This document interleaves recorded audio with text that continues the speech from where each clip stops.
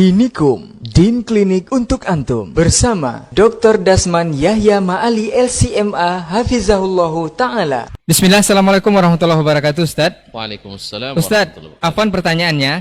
Bolehkah mengambil ilmu hadis dan Al-Quran dari yang kita ketahui tidak semanhaj, duduk dan bermajelis dengan mereka? Apakah termasuk bermudah-mudah dalam beragama, Ustaz? Bagaimana dengan silaturahim kita, Ustaz? Dari Boni di Panam. Jazakallahu khairan. Barakallahu fiik.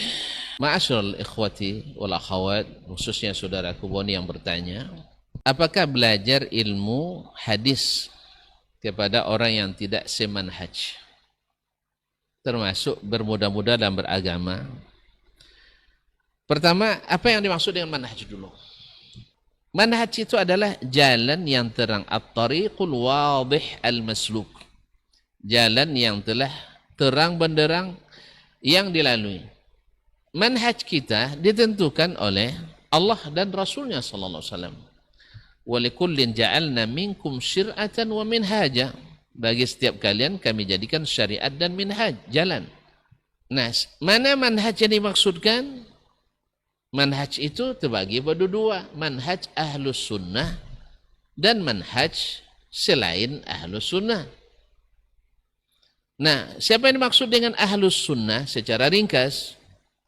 Mereka adalah yang sepenuhnya berpegang pada sunnah Nabi alaihissalatu wassalam. Apa pembuktiannya? Tidak ada aliran bid'ah di zamannya. Kalau ada di zamannya bid'ah atau bercampur dengan bid'ah, berarti tidak murni ahlus sunnah. Dan ini tidak ada generasi yang murni ahlus sunnah kecuali generasi sahabat Rasulullah sallallahu alaihi wasallam. Yang murni ahlus sunnah semuanya, dari sahabat yang paling tinggi Abu Bakar radhiyallahu anhu sampai sahabat yang paling rendah di antara mereka, manhajnya sama. Apa buktinya? Mereka tidak ada firqah di dalam beragama. Tidak ada yang firqah, aliran-aliran dalam beragama. Semuanya aliran ahlus sunnah. Tidak ada sahabat yang terlibat di dalam aliran-aliran keagamaan seperti Khawarij, aliran Syiah, Murji'ah, Qadariyah, dan seterusnya. Mu'tazilah dan seterusnya. Mereka semuanya ahlus sunnah. Oleh sebab itu, sekarang kalau kita nak membuat atau mendefinisikan ahlus sunnah, yang paling pas, yang tak ada khilafnya adalah ahlus sunnah itu adalah sahabat Nabi alaihissalam. Karena mereka teguh di atas sunnah Nabi dalam sallallahu alaihi wasallam, sehingga tidak ada aliran agama. Mereka sama pendapat semua? Tidak. Karena perbedaan pendapat ini tak bisa dielakkan dan dibolehkan dalam syariat. Dibolehkan dalam syariat. Tapi perbedaan pendapat mereka tidak membentuk tarekat-tarekat aliran-aliran tertentu. Maka mereka alirannya Ahlussunnah wal Jamaah. Itu sebabnya ketika Nabi alaihissalam menyebutkan umat ini akan terpecah menjadi 73 golongan, 72 masuk neraka, maksudnya potensi masuk neraka, yang satu kecuali satu. Imam As-San'ani menjelaskan ini, bahwa aliran yang 72 itu karena keluar dari sunnah. Pasti keluar dari sunnah. Semakin banyak keluarnya, semakin jauh dia dari ahli sunnah. Dan semakin sedikit, semakin dekat dia kepada ahli sunnah. Tapi yang murni ahli sunnah adalah para as-sahabatu radhiyallahu ta'ala anhum, karena mereka satu aliran. Makanya dalam hadis pada umumnya, dan pada umum semuanya, ketika ditanyakan mana yang selamat itu, mana yang dapat pertolongan dari Allah itu, mana yang firqah yang satu itu, jawaban Nabi adalah siapa yang beragamanya seperti saya dan sahabat saya beragama hari ini. Maka pantaslah mereka mendapat julukan generasi yang diridhai, radhiyallahu anhum wa radu anhum. Nah, oleh sebab itu, sekarang kalau ini definisinya, ini garisnya, siapa yang ikut cara sahabat beragama, berarti mereka ahlu as-sunnah. Siapa yang menyimpang dari jalan mereka, berarti menyimpang dari as-sunnah. Ini definisi yang sekira tidak ada yang tidak sepakat ini. Seluruh aliran dalam Islam insya Allah sepakat itu. Cuma dalam merealisasikannya lagi. Jadi segala definisi yang tidak sama dengan ini berarti definisi yang tidak benar atau batil. Seperti yang mengatakan Ahlus Sunnah di Eropa mesti mazhab fikihnya ini, mazhab akidahnya ini, kemudian tasawufnya ini enggak ada dalilnya. Hanya klaim telanjang dari dalil. Atau untuk ahli sunnah di Indonesia dan Nusantara mesti fikihnya Syafi'i, kemudian akidahnya Al-Maturidi atau Asy'ari, tasawufnya mesti Al-Ghazali atau Junaid Al-Baghdadi. Ini klaim yang tidak ada dalilnya. Karena apa? Karena ini tidak ada yang murni, golongan ini yang murni di atas sunnah itu tidak ada. Semuanya tidak dapat rekomendasi dari Allah Tabaraka dan Rasulnya Sallallahu Alaihi Wasallam. Atau misalnya Al-Sunnah di India dan seterusnya adalah yang bermazhab fikih Hanafi dan seterusnya. Ini adalah kaedah-kaedah yang memecah belah umat, bukan kaedah yang mempertahunkan umat. Sebab yang Ahlus Sunnah itu adalah sahabat radhiyallahu anhum dan yang mengikuti mereka dengan baik. Makanya di ujung atau di sambungan ayat ketika menyebut as-sabiqun al-awwaluna minal muhajirin wal ansar walladzina tabauhum bi ihsan, dan yang mengikuti mereka dengan baik. Pengikut yang baik lebih banyak taat daripada mendebat.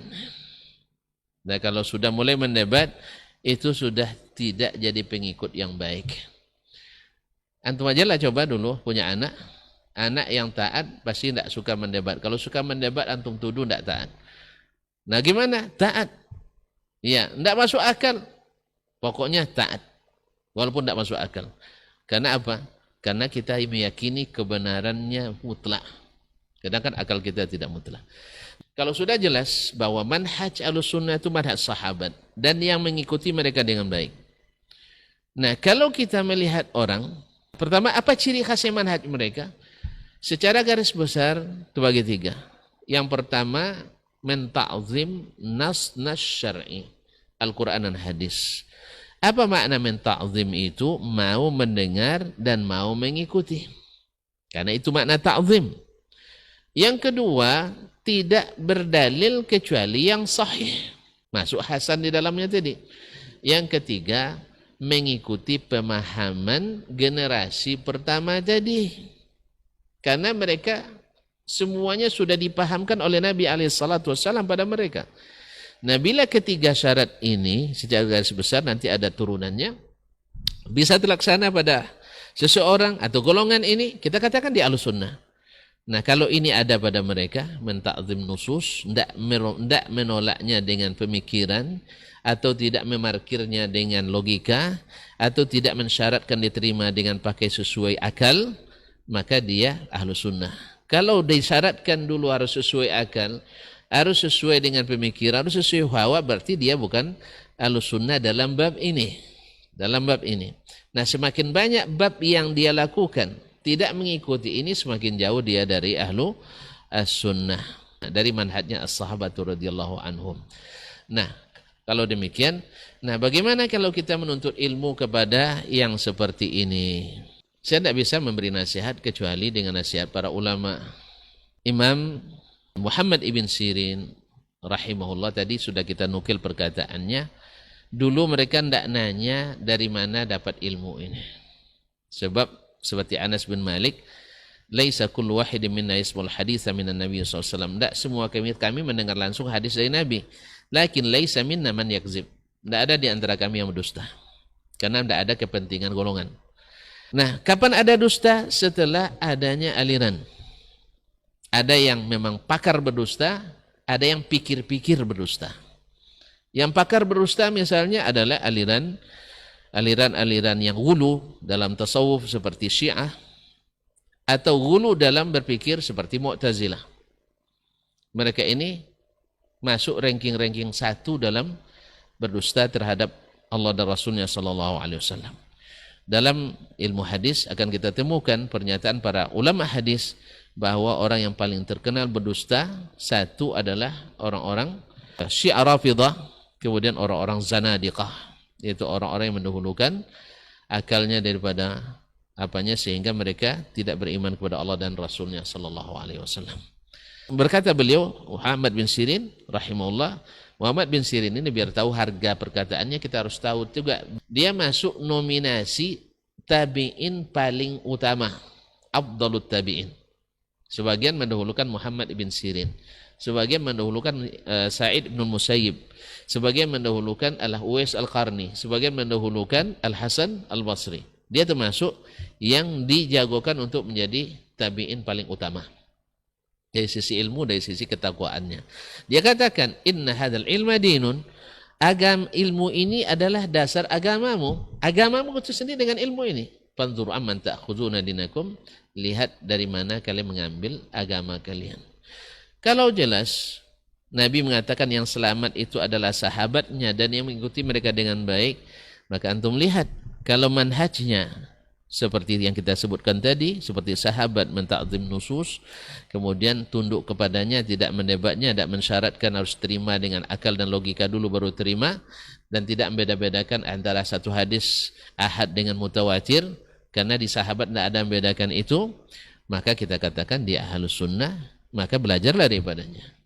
Tapi kalau seandainya dia adalah orang-orang yang menolak dengan halus dalil-dalil syar'i dengan cara menyesuaikan dengan akal, maka ketahuilah sebenarnya dia sedang membawa jalan baru yang tidak pernah dilakukan oleh sahabat Nabi SAW dan yang mengikuti mereka baik.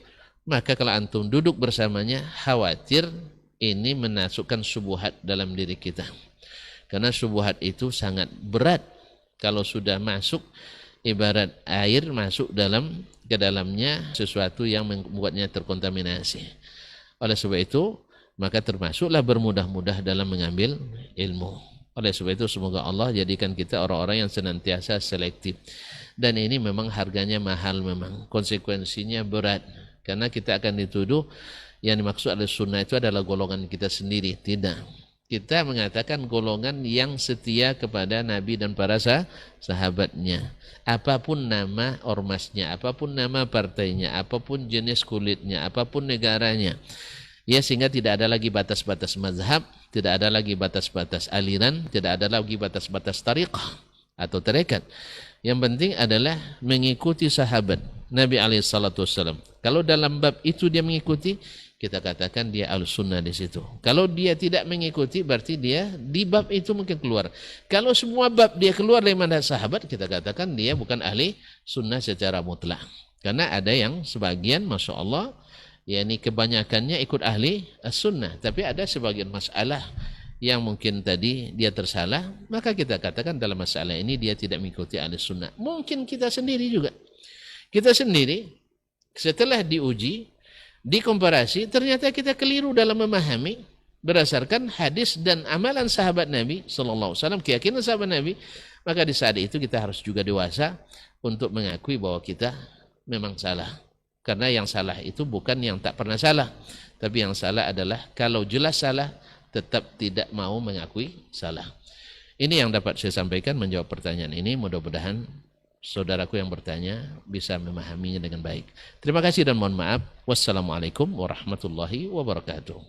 Jazakumullahu khairan. Baru saja Dinikum, Din Klinik untuk Antum, dipersembahkan oleh Robbani, merajut ilmu dan peradaban.